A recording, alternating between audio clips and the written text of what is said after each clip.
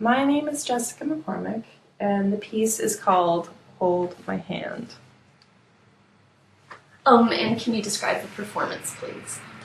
So in this work, I put an invitation in a newspaper asking people to hold my hand in public spaces for 10 minutes, but I also include a line saying all the details can be negotiated. So in many circumstances, that means that people will negotiate the amount of time we hold hands for, or where we hold hands, or if we talk or if we don't talk.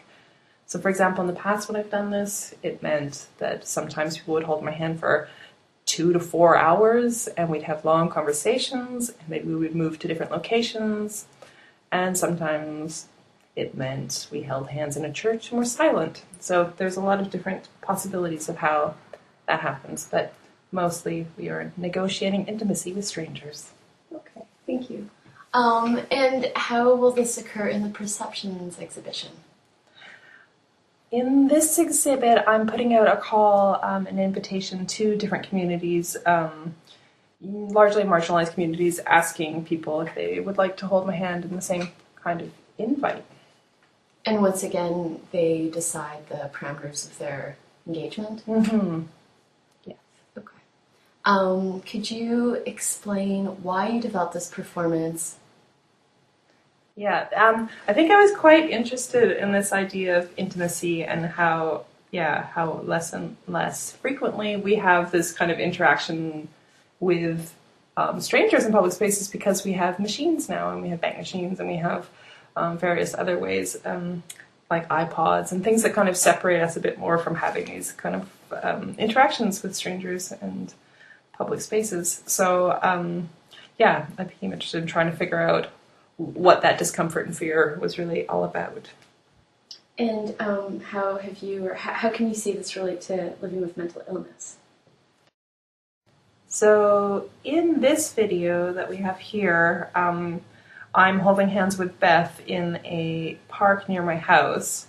And so, there's kind of a different audience to what's happening. Some people are walking past us and seeing this as just an intimate relationship where this person could be my lover or a really close friend or a sister.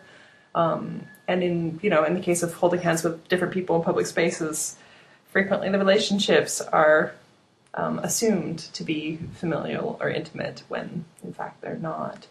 And in this case we were talking about a lot of different subjects, and it touched upon so many interesting things that now I don't quite remember.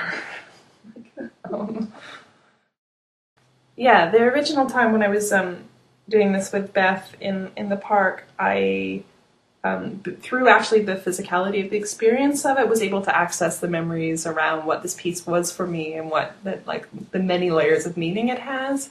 And now that I'm sitting in my office, I don't really have that access anymore. And this probably has a lot to do with having a dissociative disorder and not really being able to access memory always in such a linear, literal way. And so when was the last time you did this before you held hands with Beth? Yeah, the last time before that had been many years. I think it had been like 6 years. So as much as I remember really having a strong impact from this performance and feeling like it certainly challenged me in a lot of really interesting ways, and I found it really rewarding and surprising. It had been such a long time, that I didn't really remember why it felt so powerful until I was actually doing that again. So it's really based on this experience of doing and being. Mm-hmm. And embodiment. Yeah. An embodied experience. And memory. Which, because you're inviting somebody to participate in this, you're inviting this, opportunity for this very, intense experience within one's body, but also within this bigger sort of society almost, as you're saying, as people, pass assumptions or have an idea of what, feel as though they know what they're looking at when they see you. That's true, yeah. There's another level of that. Sorry, I just remembered something else where it's that consistently seemed to happen with this idea of when I'd hold hands with somebody, strangers, at first it's super uncomfortable, and in some ways we kind of disconnect from our limbs in some way because it feels unnatural or like there's something quite kind of wrong about it. So unlike when you hold hands with someone you do have a relationship to, where there is a communication that happens through touching your hands, in this case, you don't have that, so you feel uncomfortable moving your hand in any way, or, I mean, frequently, most people, it seems, have this experience.